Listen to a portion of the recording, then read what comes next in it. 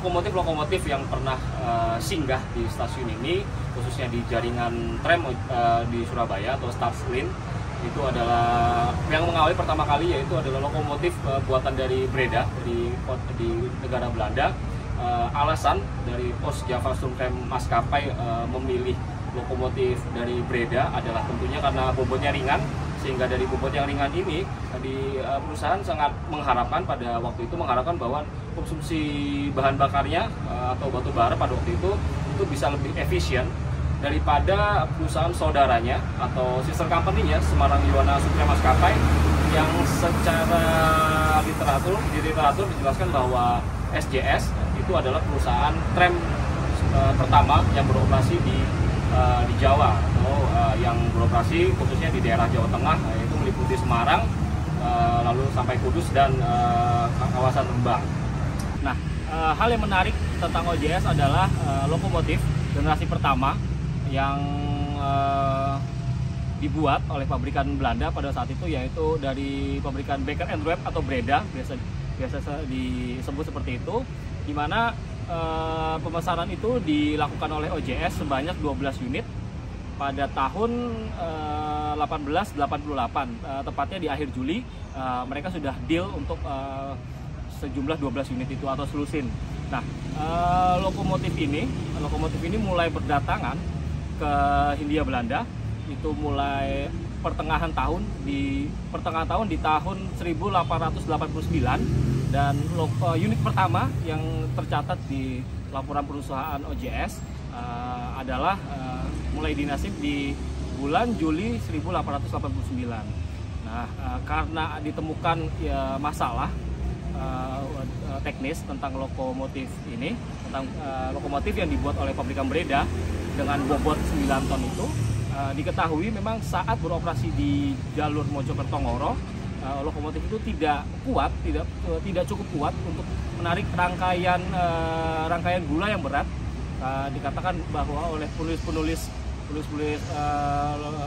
asal Belanda ya, di bukunya itu berkatakan dalam tanda kutip lost power atau tidak kuat.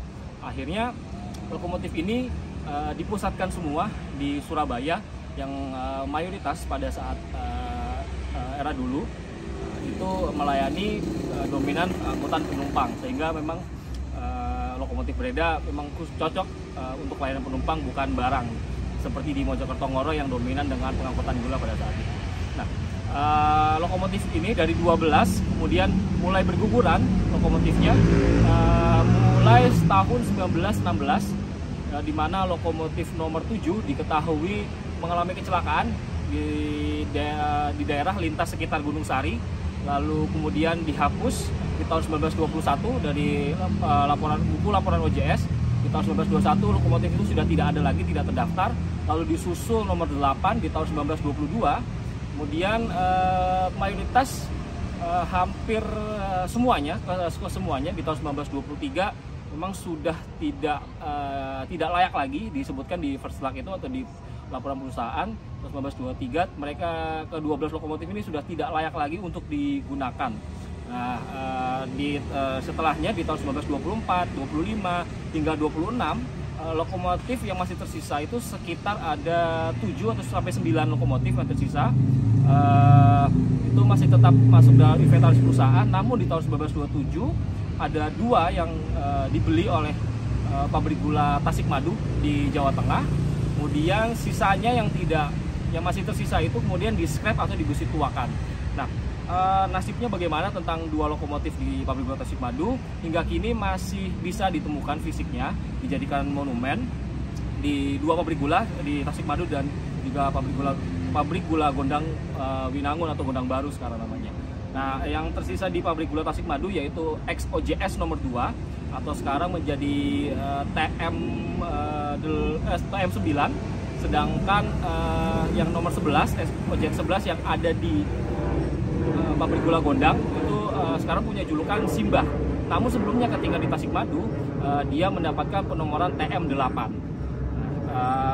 Si OJS 2 atau si TM8 ini juga mendapatkan julukan Sidon karena bunyinya ketika berjalan itu berbunyi dengan don seperti itu. Maka sampai sekarang itu dijuluki Don.